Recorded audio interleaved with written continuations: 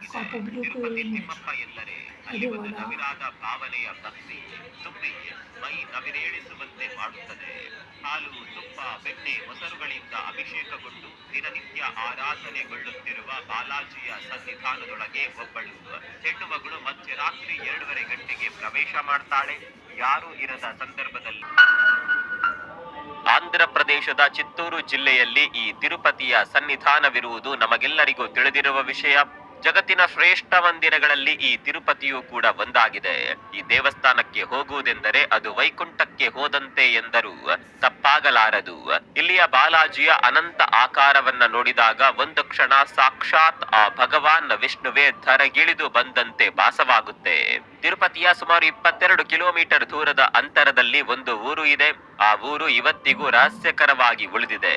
ದೇವಾಲಯದ ಗರ್ಭಗುಡಿಯಲ್ಲಿ ದೇವರ ಮೂರ್ತಿಗೆ ಅಭಿಷೇಕ ಹಾಗೂ ಪೂಜೆ ಮಾಡಲು ಬಳಸುವ ಹಾಲು, ತುಪ್ಪ, ಬೆಣ್ಣೆ, ಮೊಸರು, ಎಲೆ, ಹೂವು ಎಲ್ಲವೂ ಕೂಡ ಈ ಗ್ರಾಮದ ಮೂಲದಿಂದಲೇ ಬರುವುದು.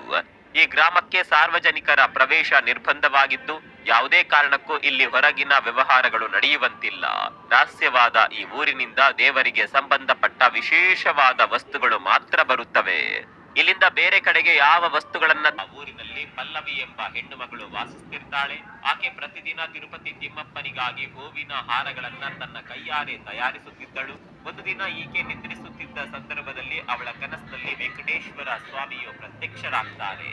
ಪ್ರತ್ಯಕ್ಷರಾದ ತಿರುಪತಿ ತಿಮ್ಮಪ್ಪನು ಆಕೆಯ ಬಳಿ, ನೀನು ಈ ಕೂಡಲೇ ನನ್ನ ಗರ್ಭಗುಡಿಗೆ ಬಂದು ನನ್ನ ಗಲ್ಲದ ಮೇಲೆ ಶ್ರೀಗಂಧವನ್ನ ಹಚ್ಚಬೇಕೆಂದು ತಿಳಿಸುತ್ತಾರೆ. ಕೂಡಲೇ ನಿದ್ದೆಯಿಂದ ಎಚ್ಚೆತ್ತುಕೊಂಡ ಪಲ್ಲವಿ ತಾನು ಕಂಡ ಕನಸಿನ ಬಗ್ಗೆ ಆಶ್ಚರ್ಯಗೊಳ್ಳುತ್ತಾಳೆ.